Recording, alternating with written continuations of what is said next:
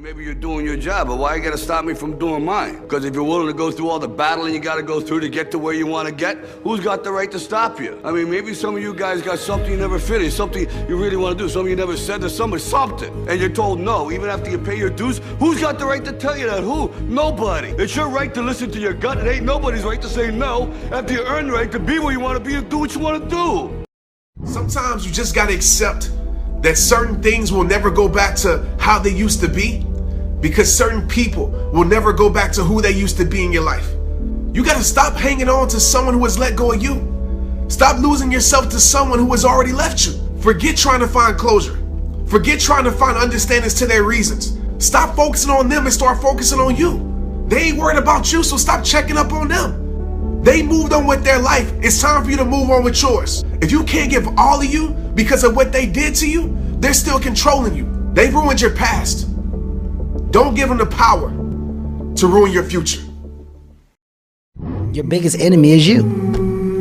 People don't understand it's you against you. The only person that gets in your way is you. Nobody else.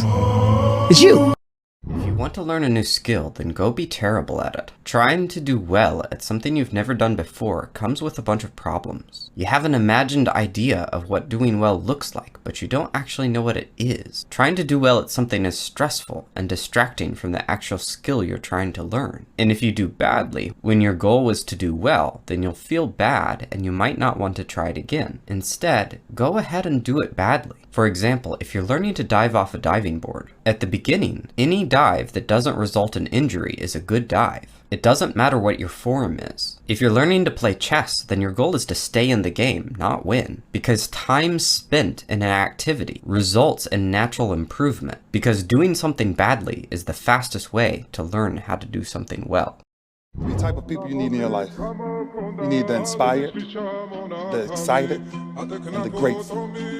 So now you sit here and tell me you don't know what to do? You know what to do. But the people you're around ain't doing what you're supposed to be doing. I'm begging you, man.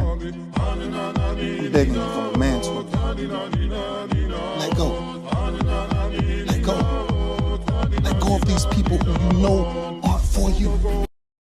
Nobody is perfect. People are going to tell you you're perfect just the way you are. You're not. You are imperfect. You always will be, but there is a powerful force that designed you that way. And if you're willing to accept that, you will have grace. And grace is a gift. And like the freedom that we enjoy in this country, that grace was paid for with somebody else's blood. Do not forget it. Don't take it for granted. Live in suffering and pain and failure all the time. You have to learn, I need to visit it. Like people hate working out. You're only going to visit working out maybe an hour a day.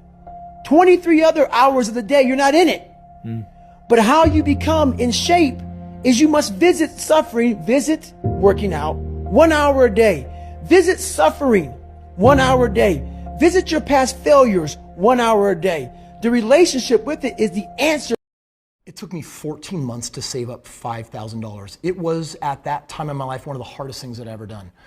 But you know what that $5,000 did? I threw it at a business called real estate investing.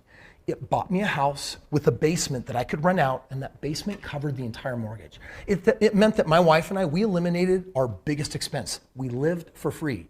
It wouldn't have happened unless we had been saving that money. You don't have to be rich to be a humanitarian, but it starts with your neighbor, the person right next to you, the person sitting next to you in class, the kid down the block. You just do whatever you can to help in any way that you can. And today I want to challenge each of you to make a commitment to help one person, one organization, one situation that touches your heart. Good for you to go take your place in the world. Have some ambition. Have a vision. Have a goal. Have a strategy. Try to be a good person. Not because it's your duty precisely, because that's the proper way to live.